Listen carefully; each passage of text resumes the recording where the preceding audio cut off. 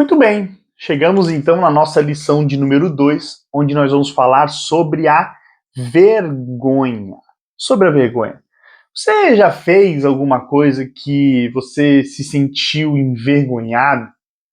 Talvez alguma vez que você falou uma besteira na frente de alguém, ou você tropeçou no meio da rua e quase caiu, e aí você queria que abrisse um buraco no chão para você poder se esconder? Sabe esse sentimento de estar envergonhado, de os outros estarem te olhando de uma maneira estranha, talvez? Pois é, essa é a vergonha. Na Bíblia, né, o que será que a Bíblia fala sobre vergonha? Será que a Bíblia fala sobre vergonha? Fala sim, lá em Gênesis 3, a Bíblia fala sobre vergonha.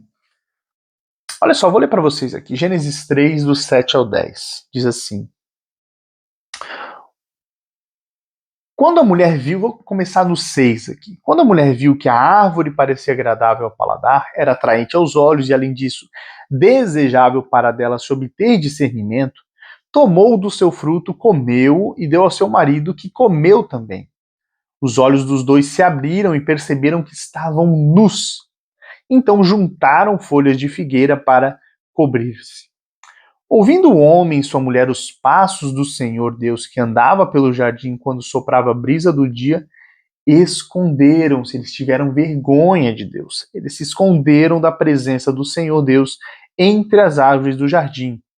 Mas o Senhor Deus chamou o homem, perguntando: Onde você está?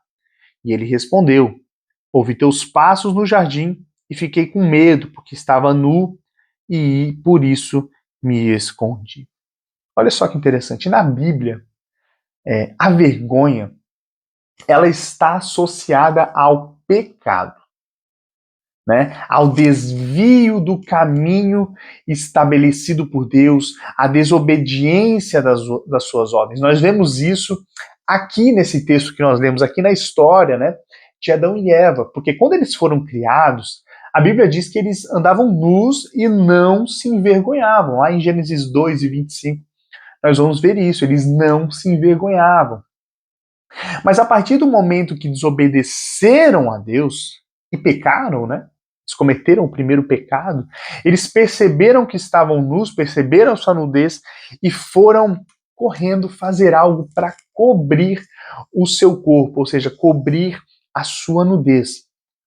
Porque eles, de alguma forma, tiveram algum sentimento dentro deles de culpa, né? Um sentimento, assim, receoso, um medo, de alguma culpa, de algum remorso, né? Mas o que acontece? A verdade é que o pecado faz com que nós sentimos culpa. Nós precisamos aprender isso e transmitir isso para as nossas crianças, porque o pecado nos faz sentir culpa, nos sentir vergonha, né? Essa culpa, ela gera uma vergonha. Quando nós temos conhecimento de quem é Cristo e pecamos, a nossa consciência ela nos acusa, que nos faz nos sentir vergonha de Deus, sentir vergonha dos irmãos, sentir vergonha da família, dos outros amigos da igreja, né? Por quê? Porque essa vergonha, ela vem de dentro de nós. É um sentimento, né, que a nossa consciência gera. A nossa consciência gera essa culpa e essa vergonha. Paulo vai nos dizer na carta aos Romanos, lá em Romanos 2 e 15, que a nossa consciência nos acusa quando fazemos algo de errado. Então a nossa consciência, ela abre os nossos olhos, nós sabemos. A Bíblia diz que nós somos indesculpáveis, né? Porque nós temos a lei impressa na nossa mente, impressa no nosso coração. Então nós somos indesculpáveis. Então quando nós quebramos a lei, quando nós pecamos, quando nós fazemos algo que não agrada ao Senhor, a nossa própria consciência nos avisa, nos acusa, nos envergonha de nós mesmos para que nós entendamos que há algo de errado. Mas por que a nossa consciência faz isso? A nossa consciência faz isso e é algo bom. A vergonha é algo bom. Sabe por quê? Porque ela que nos faz sentir a culpa e nos arrependermos. É essa vergonha que dá liberdade para que o Espírito Santo venha nos convencer e faça com que nós venhamos a nos arrepender dos nossos pecados. Então a vergonha traz o arrependimento. Sabe por quê? Porque se nós não nos envergonhássemos do pecado, nós continuaríamos pecando para o resto da vida. Se não existisse essa culpa, essa vergonha, sabendo que desagradamos a Deus, nós continuaríamos a pecar para o resto da vida.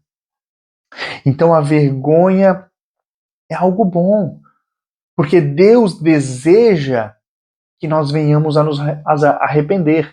Deus deseja que nós venhamos pedir perdão, que nós venhamos reconhecer que precisamos de perdão. E aí, nós vamos entender que Deus, ele não vem para julgar, né, as nossas ações, os nossos pecados. O desejo de Deus não é nos condenar, mas sim nos perdoar. Essa lição, a lição sobre vergonha, é uma excelente lição para você falar sobre graça, sobre arrependimento e sobre salvação, de que a salvação, que o sacrifício de Jesus, ele vem mediante a um arrependimento. Essa salvação, ela exige de nós a nossa parte, que é o arrependimento. Cristo fez tudo por nós. Cristo fez tudo, ele morreu em nosso lugar. E não há nada que nós possamos fazer para merecer a salvação de Cristo. Mas para nós termos acesso a essa salvação, há a necessidade do arrependimento. E a vergonha gera esse arrependimento. E eu sei que é vergonhoso dizer, já que nós estamos falando sobre isso, mas a verdade é que todos nós já pecamos. Todos nós já cometemos algo que nos envergonhou, que nos fez nos acharmos indignos de estar na presença de Deus, e realmente nós somos indignos. Mas em Cristo, Ele é digno. E através do sangue dele, nós podemos acessar a Deus. Porque Cristo é digno. Cristo nunca foi envergonhado. Cristo não sente vergonha. Cristo não é envergonhado. Porque Cristo nunca pecou. Então ele é digno. Por causa dele, por causa de Jesus, nós podemos estar na presença dele. E existe uma solução. A solução para estarmos diante de Deus, mesmo sendo pecadores, mesmo sendo vergonhosos, a solução é passar por mais uma vergonha. Mas sabe que vergonha é essa? É uma vergonha boa. É a vergonha da humilhação, de confessar os nossos pecados, confessar que precisamos de Jesus. 1 João diz: se confessarmos os nossos pecados, ele é fiel e justo para perdoar e nos purificar de toda injustiça. E essa vergonha, essa humilhação de confessar pecados e confessar a Cristo, é algo que todos nós devemos passar.